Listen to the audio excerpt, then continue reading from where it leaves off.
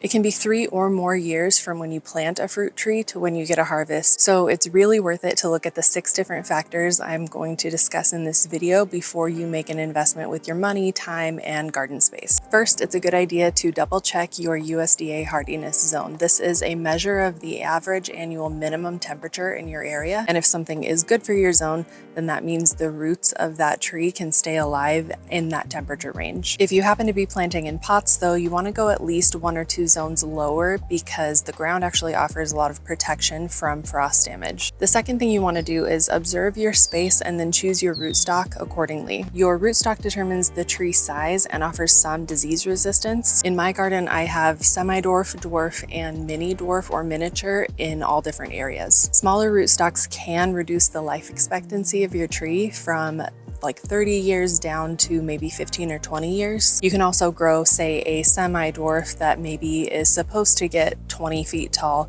but keep it a little bit smaller through pruning. That also might reduce its lifespan, which is just something to be aware of. If you have a really small area to work with, you might look into espalier or columnar varieties. I don't even think they're actually varieties, it's just growing styles. So with espalier, you're growing it in kind of a 2D fashion. And with columnar varieties, I've only ever seen these in apples, but they just grow straight up, just like a single stick with apples on it, and they get to about 8 feet tall. The third thing to be aware of is pollination. Sometimes you need 2 trees in order to get any fruit because they need to cross-pollinate. Your bloom time has to line up for this to actually work. So for example, I have a European pear and an Asian pear, which normally have very different bloom times, but I chose specific varieties that overlap so that I could get a harvest out of both. The one way around this is to get trees that have multiple varieties grafted onto them. So you only have to plant 1 tree and you get those pollination benefits. Just be careful when you're pruning not to cut off one of the varieties. Number 4 is understanding the local pests and diseases that you might be extra challenged with. I know plum curculio is a big one for a lot of people and it affects a lot of stone fruit. I kind of struggle with codling moths here. Number 5 is chill hours. A lot of fruit trees need a certain number of hours between 32 degrees Fahrenheit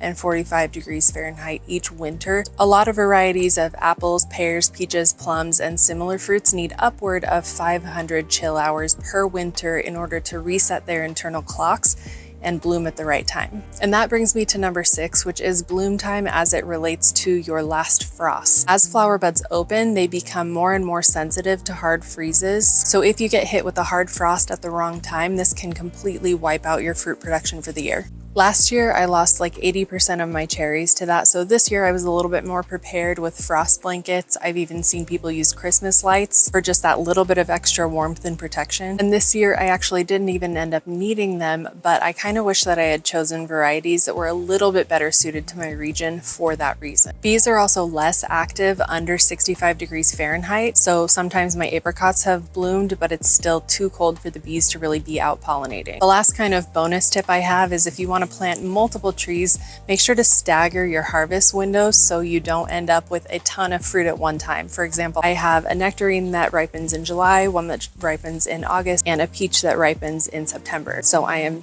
very well covered for those 3 months. Make sure you buy from a reputable source because again, you don't want to get 3 years in and then discover that you got the wrong thing. I like to do my research online and then see if any of my local nurseries have what I'm looking for. But if you're looking for really specific varieties, then you might have to shop online, and I recommend Rain Tree Nursery and One Green World. They both tend to sell out really quickly in the spring, so it's great to do your research right now, kind of figure out what you want, get it maybe on their pre-order lists. If you have additional tips, please share those in the comments, or if there's something that I didn't cover that you're still curious about, just let me know.